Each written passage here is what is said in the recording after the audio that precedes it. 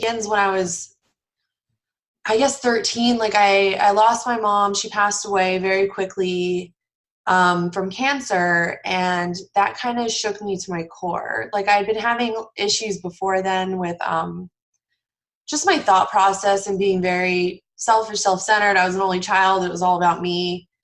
But when I lost her, that really, for me, shook my spirituality because I was raised religious and, a certain denomination. And my mom was sick for a month, and that whole month I'd been praying for her to get better. And the night before she passed away, I prayed, that like she's in so much pain, like please take her.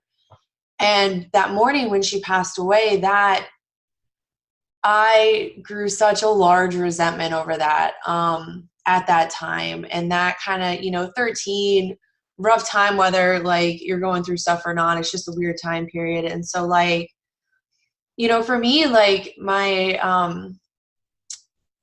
I don't know, alcoholic tendencies, like I started in the food, like I'm in recovery for an eating disorder as well. And so I went pretty heavily into that as I was growing up. And when I was so that went on for a few years, and then I had alcohol for the first time, and it relieved me of the obsessive tendencies for food and everything surrounded with it. And I just kind of dove into it because at that time I was looking for a solution for the eating disorder, and like I thought I had found it in alcohol. I was like, this is great.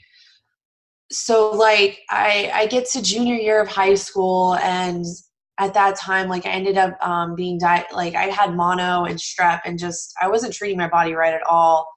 And I had to drop out of high school. Like I'd been in a private school with kids for the last, I don't know, since middle school for several years.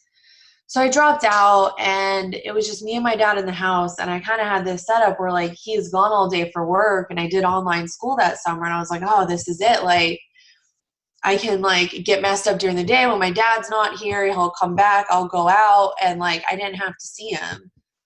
So I decided to do online school for my senior year, and I feel like that was one of the first times that like I had started really changing my goals to meet where I was at.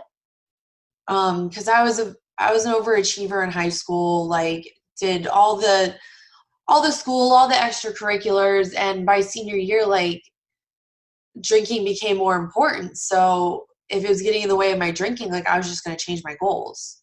At the time, I didn't realize that's what it was, but that's really, looking back, what I did. And so, I mean, I go off to college, like, doesn't get better.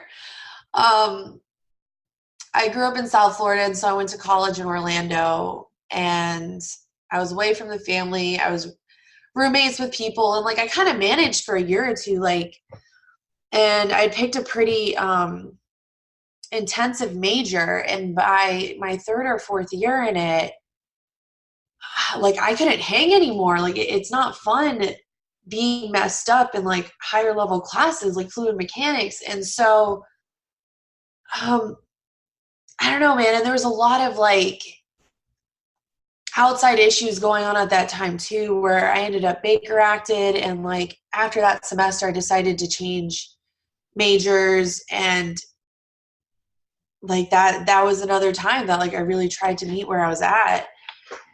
And for me, like I can sit here and like war story, and like I just know that when I drank, I didn't know what was going to happen. I didn't know if it was going to be one drink. I didn't know if it was going to be several drinks. Like the most important thing to me at that time was, when can I get messed up? When can I get away from these like responsibilities? And I didn't even have that many, but I just wanted to be left alone and be numb. Like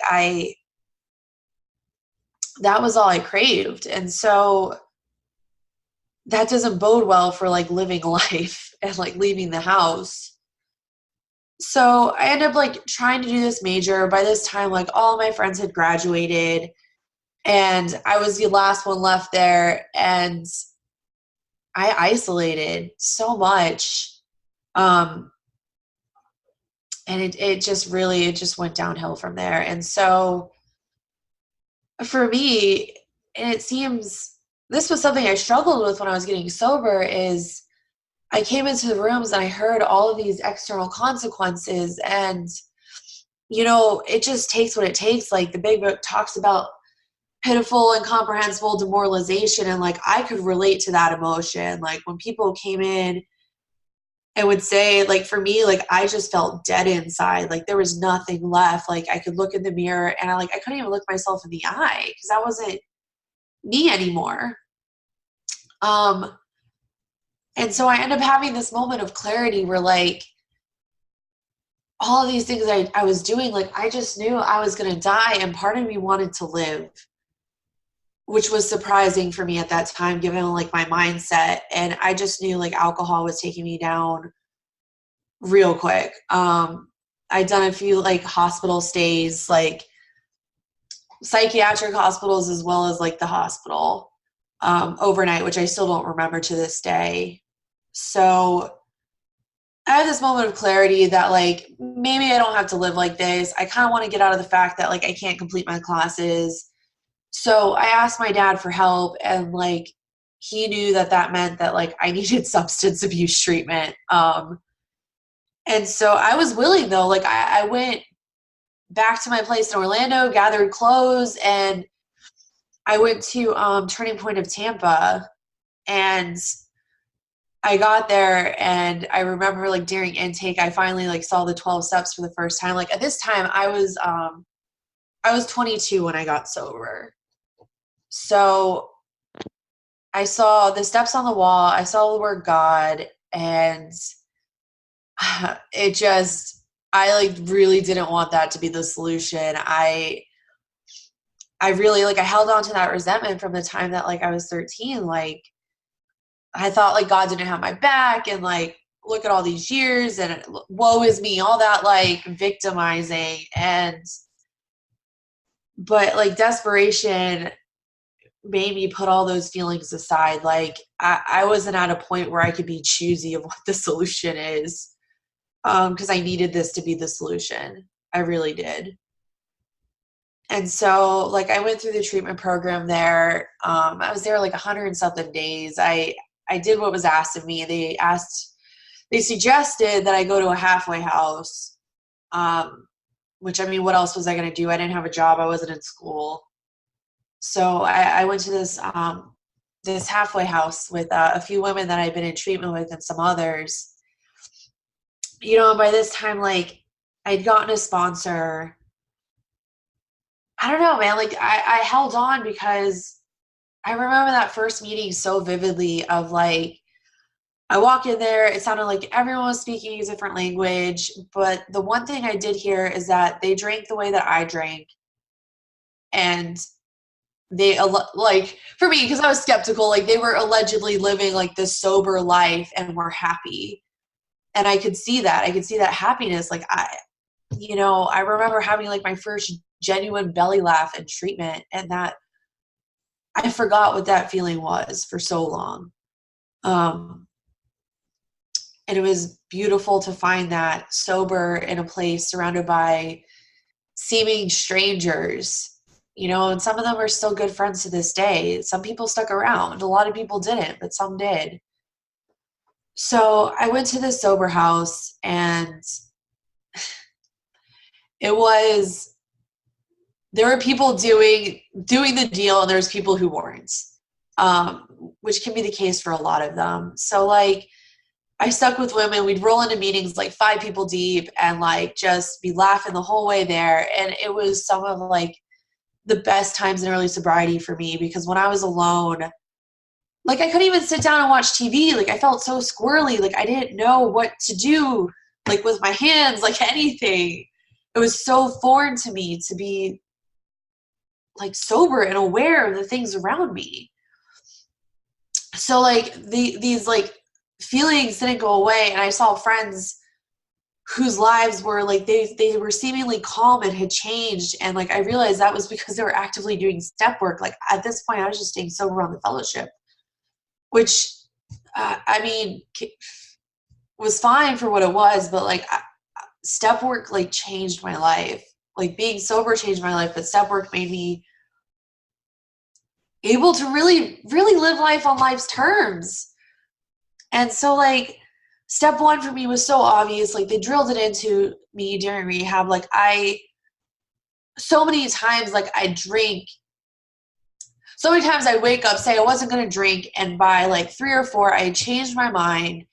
And I genuinely didn't think that was like because I was alcoholic. Like I thought I just changed my mind. Like people do that. But people do that, but not after they've been like vomiting the night before or had a test in the morning at like 7 a.m. Like it just, my drinking was not normal. Like it was completely unmanageable. So like that was obvious to me. Like I got to step 2, like I knew something outside of the people in the rooms had worked for them, and I saw them living reasonable lives that seemed sane. And so I had hope that like that could happen for me too. By the time I got to step 3, like all of those, like for old demons came up for me of like I thought I had to completely understand God and have this deep, profound relationship with him by the time I got to step 3. And really like I had just started praying again. Like I had been praying to stay sober and like thanking God at night. And like that was as far as I got with that relationship. Like I knew the God I was praying to wasn't that childhood God, but at the same time, like I knew it was the same God that I had prayed to with my mom. And so by that time, like I really just made the decision to keep going with the steps. Like the rest will work itself out. Like I just knew that, made a decision to turn my will and my life over the care of God as I understand him. And like, for me, like I turned my will and my life over, like my actions, my attitude, like, and I knew it started with like work the rest of the steps. And like, I had to keep it that simple because I was so spun out on the like God thing. And so like, you know, step 4, like making the inventory was rough. Sitting down brought me so much relief. And I was so scared of step 4 because of like what I had heard in the rooms, and like people would like talk it up to be this big thing. And really like, it was a big thing. It was a big thing. And I had some great realizations, but it wasn't that like scary monster that it seemed to like be. Like all of these, like I had to know where I had been and where I was at if I wanted to move forward in any way, shape, or form. And so like, that's what step 4 gave me. It started to change my perception of that column of like, what was my part in it? Like I could start to see that I was an active participant in the world, and the world just didn't happen to me. Like I played a part in everything. And so, you know, I did step 5 with that sponsor, and step 6, later on when I had gone through the steps again, I had gotten so much more out of step 6 and 7, man. Like after being like sober for a little bit, like I knew the drink wasn't the solution, but what started to crop up in my life was like me, for lack of a better way of saying it. Like I could see areas of my life where like I was just acting out on defects, and it brought me so much discomfort. And like when I start causing chaos in my life, like then I feel a drink starts to become more of a solution. Because I want to escape the hell that I'm creating. So like step 6 and 7, by the time I got to step 7, after like going through and looking at my life and seeing where all these defects were, by the time I got to 7, like I was praying with the same desperation that I was with the drink. Because like I couldn't make myself be a better person. Like I tried. It's like holding my breath for so long, or like white knuckling, like I'm not going to act out in pride today. And like, that doesn't work. I've tried it and like, it really doesn't. So after really like, I had a profound change in my life with that. I was a big procrastinator. And by this time, like I left the halfway house. I had, gone back to school, which was a big dream of mine. And like, I recently just finished school, which I didn't think I'd ever be a college graduate. Like, I'd kind of written that off. So that was a big thing. And, but I remember like, I was I'm a procrastinator. Like, sloth was really bad. I was procrastinating schoolwork. And after really going through that, like, I could see in later semesters where like, I no longer was waiting till last minute. Like, it was no longer, it just wasn't happening. And it wasn't because of me. Like, I was just showing up and doing the footwork, but like, I had to leave the rest to like God. And so, I don't know, man. I think the big piece of my story is I came in angry with God. I didn't have all of these external consequences that I hear about. Like, all, like, I just knew that, like, when people share about how they feel when they come in, like, I could relate with that 100%. Like, the change that happened from being so empty and dead inside to today is, I met up with a friend that I hadn't seen in like years since I got sober, and she was just like, there's just light in your eyes, like there's something there. And she could see it, and I'm always the last one to see it. But my life is so different today. Like, I don't know, man. Like, I really try to practice these principles in all my affairs, because otherwise it just gets sloppy and messy. Because that's what this is really about. So I don't know, man. Like, by the time, I guess I can speak a little bit on my relationship with God. Like, I shared about it the other day at a meeting, but basically, like, I was angry with God, and I come in with the desperation of a drowning man. And it does say in the literature, like, this flimsy reed, like, God gives me like this flimsy reed. And I grabbed onto it because I was going to die. Like, I knew that. And like, as time went on, like, that flimsy reed turns out to be like the hand of God. And like, in the beginning, I was just willing to be like, yeah, something's out there. I know something's out there. I'm not very happy, but I know this relationship can change. And like, today, like, that is, I really, on my best days, like, I wake up and meditate first. And like, those are always the best days for me. Because I need that connection. I do. Like, that's what this whole program is about, is like seeking a spiritual solution and being able to like have my hand out to the next alcoholic who comes in. So with all that being said, I think I am done speaking. So thank you all for listening.